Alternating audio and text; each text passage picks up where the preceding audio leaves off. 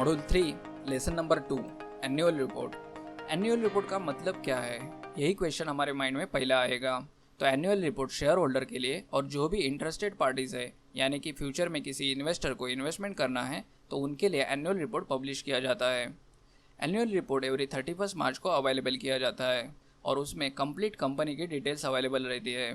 जो भी details company annual report में प्रोवाइड करती है वो सभी डिटेल्स चेक्ड और वेरीफाइड रहती है।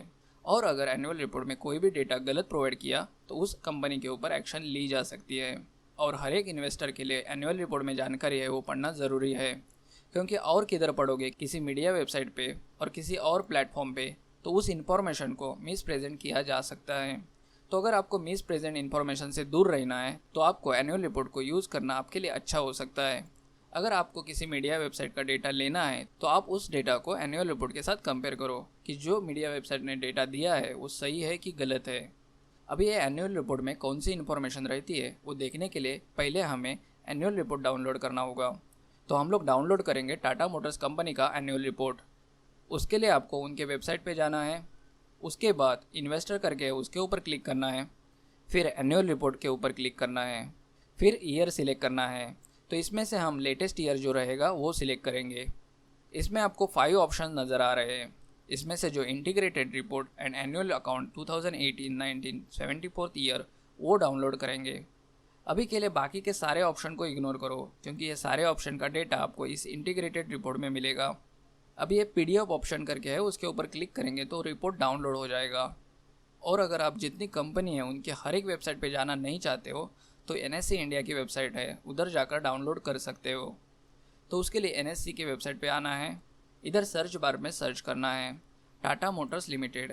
इसमें 2 ऑप्शन दिख रहे हैं, तो ध्यान से क्लिक करना है टाटा मोटर्स के ऊपर। DVR के ऊपर क्लिक नहीं करना है, जो कंपनी की इन्फॉर्मेशन चाहते हो उसी के ऊपर क्लिक करना ज़रूरी है। फिर इधर से पूरी टाटा मोटर रिलेटेड इन्फॉर्मेशन आपको मिलेगी। इधर आपको कंपनी इन्फॉर्मेशन के ऊपर क्लिक करना है, उसमें इधर आपको एनुअल रिपोर्ट का ऑप्शन मिल रहा है, उसके ऊपर क्लिक करना है। तो इधर आपको सारे लास्ट 10 ईयर्स की रिपोर्ट्स मिलेंगे। उसमें से लेटेस्ट रिपोर्ट के ऊपर क्लिक करोगे तो आपको एक जिप फाइल में पूरा डेटा डाउनलोड हो जाएगा। उसको एक्सट्रैक्ट करके उसमें से एनुअल रिपोर्ट ओपन करना है। अगर आप वो रिपोर्ट ओपन करते हो तो आप ये सभी देख रहे हैं वो प्रोडक्ट की मार्केटिंग है। कंपनी दिखाती है कि कंपनी कौन से प्रोडक्ट बेचती है। ज़रूरी भी है कि कंपनी कौन से प्रोडक्ट बेचती है वो हमें पता होना चाहिए।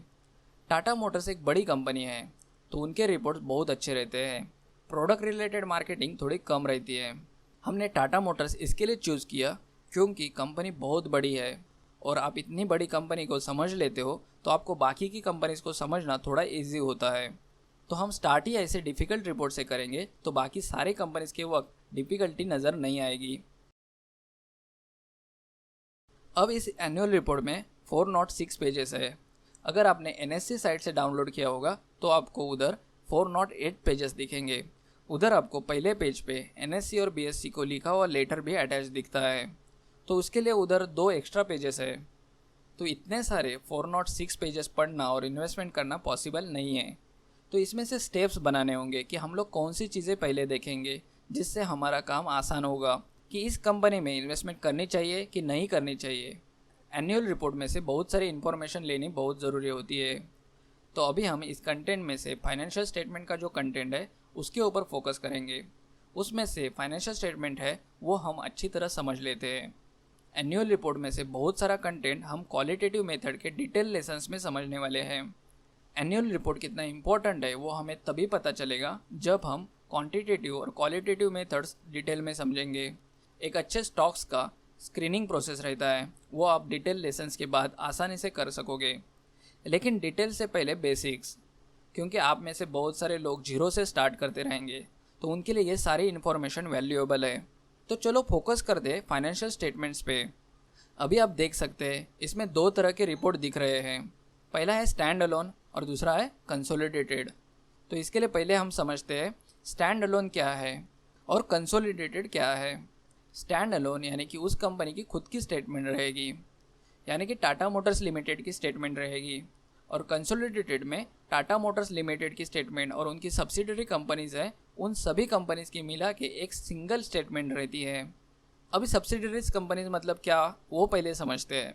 अभी आप अगर पेज नंबर 100 पे आते हैं तो आपको subsidiaries and associate companies including joint ventures ऐसे लिखा हुआ दिखेगा।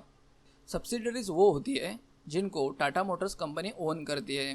तो आपने कभी न्यूज़ में सुना होगा कि एबीसी कंपनी ने XYZ कंपनी को खरीदा, मतलब अभी वो एबीसी कंपनी XYZ कंपनी को ओन करती है। तो एबीसी कंपनी की XYZ कंपनी सब्सिडरी कंपनी होती है।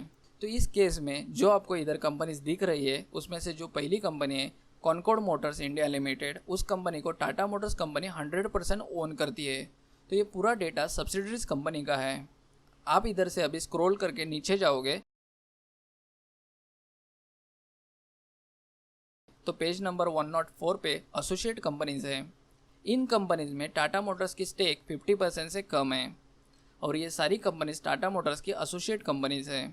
इनके डिसीजन 100% टाटा मोटर्स नहीं लेती है, लेकिन जो सब्सिडरी कंपनीज थी उनके डिसीजन टाटा मोटर्स कंपनी लेती है। इधर जॉइंट ऑपरेशन सब्सिडरीज कंपनी दिख रही है, इनमें टाटा मोटर्स 50% ओन कर रही है। तो ये कंपनीज टाटा मोटर्स और बाकी की ये जो कंपनीज है जैसे कि टाटा कमिंस प्राइवेट लिमिटेड, वो इक्वली डिसीजंस लेते हैं कि इस पर्टिकुलर कंपनी का बिजनेस यानी कि टाटा कमिंस प्राइवेट लिमिटेड का बिजनेस कैसे करना है, ग्रोथ कैसी होगी, जो भी कंपनीज रिलेटेड डिसीजंस होंगे वो सारे इक्वली लिए जाएंगे।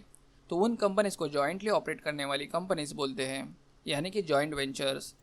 तो टाटा मोटर्स का जॉइंटली वेंचर जागवार के साथ भी है।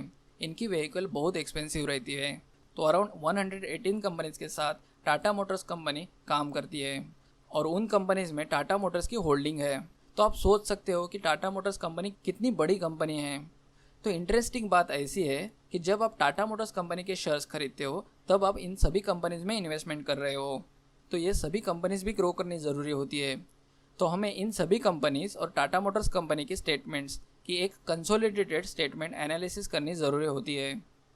जब स्टैंड अलोन बोलते हैं तब सिर्फ टाटा मोटर्स की फाइनेंशियल स्टेटमेंट होती है, उसमें सब्सिडरी कंपनीज की स्टेटमेंट इंक्लूड नहीं होती है।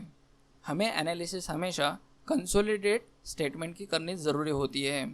तो अभी हम कंसोलिडेटेड स्टेटमेंट से ही स्टार्ट करेंगे। तो इसमें आप देखेंगे पहला है ऑडिटर्स रिपोर्ट, तो इसके ऊपर हम क्वालिटेटिव एनालिसिस में बात करेंगे। तो नेक्स्ट है बैलेंस शीट, तो अभी हम नेक्स्ट लेसन में वही कंटिन्यू करते हैं। तो चलो दोस्तों नेक्स्ट लेसन में मिलते हैं।